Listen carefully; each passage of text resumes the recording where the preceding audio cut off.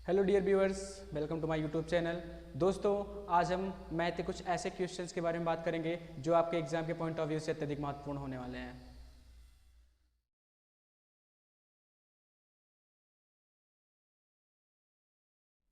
चलिए दोस्तों, स्टार्ट करते हैं। हमारा आज का पहला प्रश्न है, 1.5 मीटर लंबा एक लड़का 30 मीटर ऊंचे एक भवन से कुछ दूरी पर खड़ा है।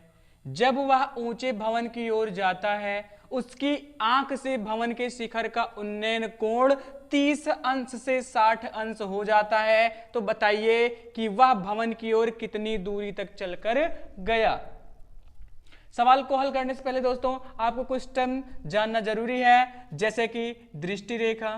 सबसे पहले दृष्टि रेखा। दोस्तों, दृष्टि रेखा क्या होती है? जब कोई व्यक्ति किसी वस्तु को देखता है, जब कोई व्यक्ति किसी वस्तु को देखता है तो उस वस्तु को व्यक्ति की आंख से मिलाने वाली रेखा, व्यक्ति की आंख से उस वस्तु को मिलाने वाली रेखा क्या कहलाती है? दृष्टि रेखा कहलाती है। जब कोई व्यक्ति किसी वस्तु को देखता है तो उसकी आंख से उस वस्तु को मिलाने वाली रेखा क्या कहलाती है? दृष्टि रेखा कहलाती है। अगला टर्म हमारा है दोस्तों क्षैतिज रेखा। इसको समझिए। क्षैतिज रेखा क्या होती है? पृथ्वी तल के समांतर जाने वाली रेखा क्या कहलाती है दोस्तों? क्षैतिज रेखा कहलाती है। पृथ्वी तल के समांतर जाने वाली रेखा क्या कहलाती है? क्षैतिज रेखा कहलाती है दोस्तों। पृथ्वी तल के समांतर जाने वाली रेखा क्षैतिज रेखा कहलाती है। अगला टर्म हमारा है उन्नयन कोण। अगला टर्म हमारा क्या है दोस्तों? उन्नयन कोण। इसको समझिए, उन्नयन कोण को समझिए। जब कोई व्यक्ति मान लीजिए व्यक्ति खड़ा है, जब कोई व्यक्ति ऊपर स्थित क्षैतिज रेखा से ऊपर स्थित पृथ्वी तल के समांतर जाने वाली रेखा क्षैतिज रेखा, जब कोई व्यक्ति क्षैतिज रेखा से ऊपर स्थित किसी वस्तु को देखने के लिए अपनी आंख को उठाता है तो दृष्टि रेखा तथा क्षैतिज रेखा के बीच बनने वाला कोण क्या कहलाता है दोस्तों? उन्नयन कोण कहलाता है। जब कोई व्यक्ति क्षैतिज रेखा से ऊपर स्थित वस्तु को देखता है तो क्षैतिज रेखा और दृष्टि रेखा के बीच बनने वाला कोण क्या कहलाता है? उन्नयन कोण कहलाता है। अगला टर्म हमारा अवनमन कोण। क्या दोस्तों? अवनमन कोण। अवनमन कोण क्या होता है? अवनमन कोण क्या होता है? जब व्यक्ति क्षैतिज रेखा से नीचे स्थित किसी वस्तु को देखता है तो दृष्टि रेखा और क्षैतिज रेखा के बीच बनने वाला कोण, तब दृष्टि रेखा और क्षैतिज रेखा के बीच बनने वाला कोण क्या कहलाता है? अवनमन कोण कहलाता है। दृष्टि रेखा वस्तु से उस व्यक्ति की आंख को मिलाने वाली रेखा दृष्टि रेखा। पृथ्वी तल के समांतर जाने वाली रेखा क्षैतिज रेखा। क्षैतिज रेखा और वस्तु के बीच जब वह वस्तु कहां स्थित हो? ऊपर स्थित हो। जब वह वस्तु कहां स्थित हो? ऊपर स्थित हो तो उस समय दृष्टि रेखा और क्षैतिज रेखा के बीच बनने वाला कोण उन्नयन कोण। जब वही वस्तु क्षैतिज रेखा से नीचे स्थित हो तब दृष्टि रेखा और क्षैतिज रेखा के बीच बनने वाला कोण अवनमन कोण कहलाता है। आइए दोस्तों क्वेश्चन को हल करते हैं। क्वेश्चन ने क्या कहा था दोस्तों? क्वेश्चन ने कहा था कि 1.5 मीटर लंबा कोई लड़का है जो 30 मीटर ऊंचे किसी भवन की तरफ चलता है, उसकी ओर जाता है। शुरुआत में इसकी आंख से भवन के शिखर का, लड़के की आंख से भवन के शिखर का उन्नयन कोण, ऊपर देख रहा है, उन्नयन कोण कितना था? 30 अंश था। जब यह लड़का आगे चलकर गया तो वही कोण बढ़कर कितना हो गया? 60 अंश हो गया। आपको बताना है कि वह लड़का भवन की ओर कितनी दूरी तक चला गया। आपको बताना है कि वह लड़का भवन की ओर कितनी दूरी तक चला गया। ए भी एक लड़का है जिसकी लंबाई दी गई है 1.5 मीटर। सी डी एक भवन है जिसकी ऊंचाई कितनी दी गई है? 30 मीटर। शुरुआत में उन्नयन कोण 30 अंश था। जब लड़का आगे चलकर गया तो कितना हो गया? 60 अंश हो गया। मान लीजिए लड़का बी से एफ दूरी तक चलकर गया, बी से एफ दूरी तक चलकर गया। यानी आपको क्या निकालना है? यही बी एफ दूरी क्या करनी है? पता करनी है। यही बी एफ दूरी क्या करनी है? पता करनी है। आप देख सकते हो लड़के की लंबाई कितनी है? 1.5 मीटर। ऐसे ही जब सीधे आप बढ़ाओगे तो देखोगे कि जो सी दूरी होगी ये भी कितनी होगी, आप देखिए क्षैतिज, ये पृथ्वी तल और क्षैतिज, ये क्षैतिज रेखा, तो सी भी कितना हो जाएगा 1.5 मीटर। कितना हो जाएगा 5 मीटर, 1.5 मीटर। तो ये ईडी डिस्टेंस कितना बचेगा दोस्तों, ईडी डिस्टेंस बचेगा 28.5 मीटर। कितना बचेगा 28 ये पूरा 30 है, ये पूरा कितना है 30 है। लड़का 1.5 मीटर का है तो एग्जैक्ट डी कितना बचेगा 28.5 मीटर बचेगा। आपको बीएफ दूरी पता करनी है तो सबसे पहले दोस्तों हम क्या पता करेंगे कि शुरुआत में लड़का कितनी दूरी पर था। आप देख सकते हो कि ए बी ई सी एक आयत है, तो जितनी दूरी ए सी होगी उतनी दूरी बी होगी। तो हम सबसे पहले क्या पता करेंगे दोस्तों, ये आधार पता करेंगे, बी पता करेंगे, बी पता करेंगे, उसके बाद एफ ई पता करेंगे। अगर हम बी ई में से एफ ई क्या कर दें, घटा दें, तो हमको बी एफ आराम से मिल जाएगा। तो हमारा पहला काम क्या होगा कि हम आधार पता करेंगे, अर्थात लड़का शुरुआत में भवन से कितनी दूरी पर खड़ा था इसको पता करेंगे। आप देख सकते हो त्रिभुज डी ई बी में, डी ई बी में दोस्तों, डी ई बी में ये कोण आपको पता है, आपने ट्रिग्नोमेट्री में पढ़ा है कि कोण के सामने की भुजा, कोण के सामने की भुजा सम्मुख भुजा क्या होती है दोस्तों, लंब होती है। क्या होती है, लंब होती है।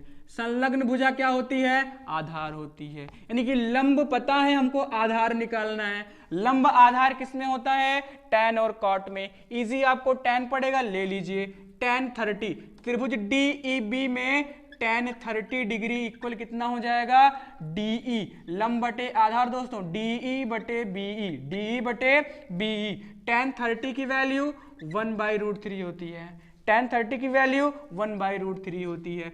DE कितना पता है आपको 28.5, DE कितना पता है 28.5। ध्यान दीजिएगा पूरे भवन की ऊंचाई 30 मीटर, 1.5 मीटर का लंबा लड़का हो गया, लड़के की लंबाई 1.5 मीटर, तो ये दूरी भी कितनी हो जाएगी, ये आयत, एक आयत है BACE, एक आयत है, आयत के आमने सामने भुजाएं बराबर होती है 1.5, तो ये भी कितना हो जाएगा 1.5। एग्जैक्ट लंबाई आपको जो डी पता चल जाएगी, कितना पता चल जाएगी 28.5 मीटर। आगे आइए बी यानी कि आधार, शुरुआत में लड़का कितनी दूरी पर था ये आपको नहीं पता है। चलिए स्टार्ट करते हैं, तिरछा गुणा करेंगे, बीई क्रॉस मल्टीप्लाई, बीई बी का एक में बी हो गया और √3 का इसमें करेंगे तो हो जाएगा दोस्तों 28.5 √3 मीटर। ये हमको ये पता चल गया कि शुरुआत में लड़का उस भवन से 28.5 इंटू √3 मीटर दूरी पर था जब उसकी आंख का उन्नयन कोण कितना था 30 अंश था। आगे देखते हैं दोस्तों, पुनः त्रिभुज DEF में, त्रिभुज DEF में इसमें भी आपको लंब पता है, वही लंबाई और ये आधार। हमको क्या निकालना है, हमको निकालना है कि लड़का भवन की ओर कितनी दूरी तक चलकर गया। हमने पता कर लिया कि वो कितनी दूरी पर है और ये पता कर लेंगे कि कितनी दूरी और बची है भवन तक पहुंचने में। पूरी दूरी में से ये दूरी घटा देंगे, हमको BF आराम से मिल जाएगा। है दोस्तों त्रिभुज DEF में tan, DEF में tan 60 अंश 60 डिग्री, DEF में tan 60 डिग्री, लंब इसमें भी है, आधार पता करना है। tan 60 अंश बराबर क्या हो जाएगा दोस्तों, DE बटे EF, DE बटे EF। tan 60 की वैल्यू √3, tan 60 की वैल्यू √3, DE 28.5 दिया है, DE 28.5 दिया है और EF आपको नहीं पता है। EF क्या है, EF ये है कि अभी लड़के को और कितनी दूर तक चलकर जाना है जिससे कि वो भवन तक पहुंच जाएगा। आगे आइए, अगर EF पता करेंगे तो यहाँ पे क्रॉस मल्टीप्लाई होगा, ये मल्टीप्लाई में उधर जाएगा डिवाइड में, यानी कि EF is equal to exact मिल जाएगा आपको 28.5 बटे √3 मीटर, 28.5 बटे √3 मीटर। ये टोटल डिस्टेंस कि लड़का शुरुआत में कितनी दूरी तक था और ये वो डिस्टेंस है कि लड़के को अभी और कितनी दूरी तय करनी है। आगे आइए, आपको क्या निकालना है कि लड़का कितनी दूरी तक चल कर गया। अब लड़के द्वारा लड़के द्वारा चली गई दूरी। अब लड़के द्वारा चली गई दूरी यानी कि बी एफ आपको निकालना है। क्या निकालना है? तो बी एफ कैसे निकलेगा? आपको पूरी डिस्टेंस में से यानी कि बीई में से अगर हम दोस्तों एफ ई घटा दें, बीई में से एफ ई घटा दें तो आपको क्या मिलेगा दोस्तों? बी एफ ही मिलेगा, जो आपको पता करना है। आइए आगे बढ़ते हैं। बी एफ कितना दिया दोस्तों? सॉरी, बी कितना दिया है? बी कितना दिया है? बिंदी हमने निकाला 28.5 अंडर रूट 3। कितना निकाला है? 28.5 अंडर रूट 3।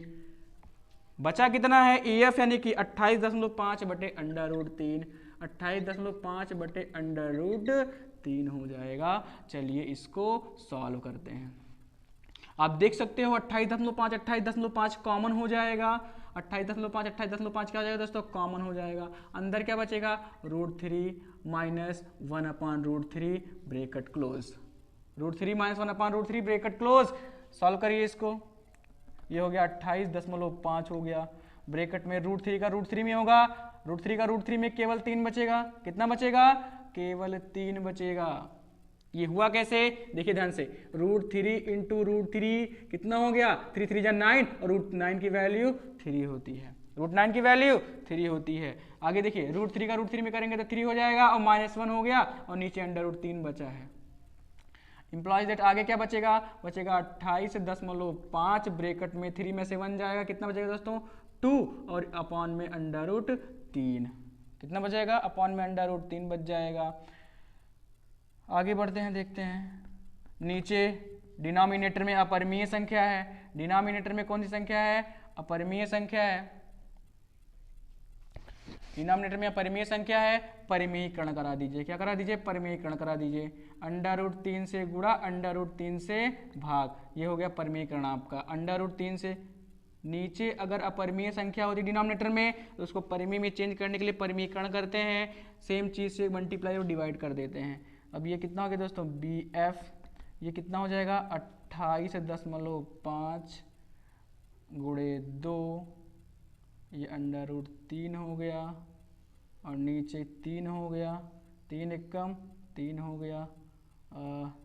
3 नवा 27 हो जाएगा। 3 नवा 27 हो जाएगा। एक बच गया, छोटा है, 10 लग जाएगा। 3 पछे 15, 3 पछे 15 हो गया। 9.5 गुणे 2 और अंडर√3 तो आपका हो जाएगा बी एफ बराबर 2 पंछे 10, 2 पंछे 10, 2 नवा 18 और 1 19 यानी कि 19.0 और ये दोस्तों आपका अंडर√3 है। यानी एग्जैक्ट वैल्यू कितनी हो जाएगी? 19√3 मीटर। उस लड़के द्वारा चली गई दूरी कितनी है? 19√3 मीटर। 19√3 मीटर ये आपको पता करना। चलिए दोस्तों स्टार्ट करते हैं। हमारा दूसरा प्रश्न है, मीनार के आधार से और एक सरल रेखा में 4 मीटर और 9 मीटर की दूरी पर स्थित दो बिंदुओं से मीनार के शिखर के उन्नयन कोण पूरक कोण है तो सिद्ध कीजिए कि मीनार की ऊंचाई 6 मीटर है। दोस्तों दिया है एक मीनार, एक कोई मीनार है ए बी, इसके आधार से सरल रेखा में, इसके आधार से सरल रेखा में दो बिंदु हैं। मान लीजिए यहाँ पे दो बिंदु कौन कौन से हैं? सी और डी हैं। इन दोनों के उन्नयन कोण, जो उन्नयन कोण है ये परस्पर कैसे हैं? पूरक कोण है। क्या है ये? पूरक कोण है। एक बिंदु इसके आधार से 4 मीटर की दूरी पर स्थित है और दूसरा बिंदु इसी के आधार से 9 मीटर की दूरी पर स्थित है और यहां से जो उन्नयन कोण बनता है वो कितना है? ये दोनों आपस में क्या है? पूरक कोण है। दोस्तों पूरक कोण क्या होता है? कोई दो कोण पूरक तभी होते हैं जब इन कोणों का योग कितना हो? 90 डिग्री हो। अर्थात दो कोणों का योग अगर 90 है तो वो परस्पर क्या होते हैं? पूरक कोण होते हैं। इसमें कोई आपको विशेष नहीं दिया गया है। तो अगर आपने मान लिया कि डी के लिए उन्नयन कोण कितना है? थीटा है। डी के लिए उन्नयन कोण कितना है? थीटा है। तो सी के लिए कितना हो जाएगा? 90 माइनस थीटा, क्योंकि दो कोणों का योग 90 अंश 90 डिग्री तो वो पूरक कोण होते हैं। तो अगर एक थीटा हो गया तो दूसरा ऑटोमेटिक कितना हो जाएगा? 90 माइनस थीटा, अर्थात 90 से उतना ही क्या होगा? वो कम होगा। आइए दोस्तों हल करते हैं। आइए हल करते हैं। माना ए बी एक मीनार है। माना ए बी एक मीनार है। माना ए भी एक मीनार है और दिया है कि इसके आधार से एक सरल रेखा में दो बिंदु सी और डी हैं। एक 4 सेंटीमीटर, एक 4 मीटर की दूरी पर है, दूसरा 9 मीटर की दूरी पर है, अर्थात AC दिया है आपको 4 मीटर और वहीं AD दिया है 9 मीटर। तो आपको सिद्ध करना है, आपको सिद्ध करना है कि जो ऊंचाई होगी, जो मीनार की ऊंचाई होगी, जो मीनार की ऊंचाई अर्थात जो AB होगी वो कितनी होगी, 6 मीटर होगी। मीनार 6 मीटर ऊंची होगी। आइए, माना D के लिए उन्नयन कोण, D के लिए उन्नयन कोण थीटा है, D के लिए उन्नयन कोण थीटा है। तो C के लिए कितना होगा, जब D के लिए थीटा तो C के लिए कितना होगा 90 माइनस थीटा, क्योंकि जब दोनों क्या है आपस में, दोनों पूरक कोण है। अगर दो कोण पूरक तभी होंगे जब उनका योग कितना हो 90 डिग्री, उनका योग कितना हो 90 डिग्री हो। एक थीटा तो दूसरा 90 माइनस थीटा। अब आपको ऊंचाई सिद्ध करनी है कि कितनी होगी, वो 6 मीटर होगी। सिद्ध करना है कि ऊंचाई कितनी होगी, 6 मीटर होगी। आइए हल करते हैं दोस्तों। त्रिभुज देखिए BAD में, त्रिभुज BAD में आधार आपको पता है, लंब निकालना है। लंब और आधार किसमें होता है, देखिए ये कोण के सामने की भुजा, सम्मुख भुजा क्या होती है, लंब होती है। संलग्न भुजा क्या होती है, आधार होती है। आधार आपको पता है 9 मीटर और ऊंचाई नहीं पता, लंब नहीं पता है। चलिए BAD में tan थीटा, BAD में tan थीटा बराबर क्या हो जाएगा, लंब बटे आधार। लंब क्या है, AB अर्थात मीनार की ऊंचाई, और आधार क्या है, AD है। ये tan थीटा हो गया। और इधर क्या हो जाएगा, AB और AD कितना दिया है 9 मीटर। AD कितना दिया, AB दिया है आपको, और AD कितना दिया है 9 मीटर। आगे बढ़ते हैं, ये डिवाइड में इधर आएगा मल्टीप्लाई में, यानी कि 9 tan theta is equal to AB। हमने यहाँ से ऊंचाई कितनी निकाल ली, 9 tan थीटा। 9 tan थीटा आपको लेकिन सिद्ध क्या करना है, 6 मीटर। आगे बढ़ते हैं, पुनः आइए आगे बढ़ते हैं दोस्तों। पुनः त्रिभुज BAC में tan, अब की बात tan 90 माइनस थीटा, tan 90 माइनस थीटा, लंब बटे आधार, AB बटे अब की बार AC, AB बटे अब की बार क्या हो जाएगा, AC। tan 90 माइनस थीटा क्या होता है दोस्तों, cot थीटा। tan 90 माइनस थीटा क्या होता है, cot थीटा।